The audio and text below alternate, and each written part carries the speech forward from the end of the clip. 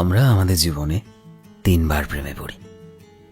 First love, যেটা আমাদের বাচ্চা বয়সেই শুরু হয়। এই ভালোবাসায় আমরা শুধু একে অপরের সাথে সময় কাটাতে পছন্দ করি। এখানে আমরা কেউ কারো শরীর দেখে নয়, বরং একে অপরের সাথে খুশি থেকে একে অপরকে ভালোবাসি। এটাতে সম্পর্কের চাইতে বন্ধুত্বটাই বেশি হয়, যেটা ধীরে ধীরে আমাদের অনেক আপন হয়ে যায়। এই ভালোবাসায় মনে হয় যে এই মানুষটা কোনোদিনই আমাদের জীবন থেকে হারাতে পারবে না। কিন্তু বেশিরভাগ ক্ষেত্রে এই ভালোবাসাগুলো না ছোট ছোট কারণের জন্য শেষ হয়ে যায়, আর আমাদের ব্রেকআপ হয়ে যায় একটা সময়।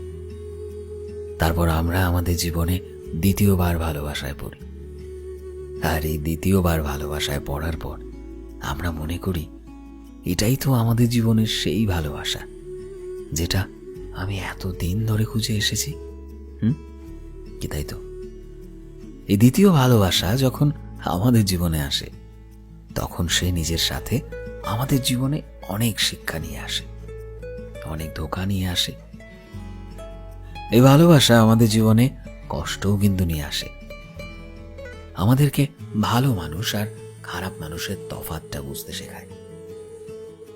এই সম্পর্কের শুরুটা দেখে মনে তো হয় এটা শেষ অবধি থাকবে, কিন্তু যত দিন এগিয়ে যায় আশা তত কমতে থাকে।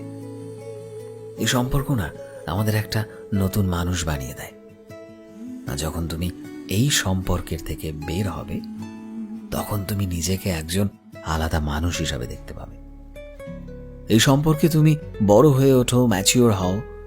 তুমি যখন এই সম্পর্কের থেকে বের হও, তখন তোমার মনে হয় যেন এই জীবনে তোমার দ্বারা আর কোনো প্রেমই হবে না। তারপরই আসে থার্ড লাভ। হ্যাঁ, ঠিক সেই সময় তুমি মনে করো যে এই জীবনে তোমার দ্বারা আর নতুন করে ভালোবাসা হবে না। তখনই একটা মানুষ তোমার জীবনে সারপ্রাইজের মতো এসে পড়ে, যে ভালোবাসাকে তোমার আলাদা করে খুঁজতে হয় না। তারা কিভাবে যেন তোমার জীবনে চলে আসে। আর এই মানুষগুলো যখনই তোমার জীবনে আসে, তখনই তুমি নিজেকে প্রশ্ন করো, এটা কি আসলেই ভালোবাসা?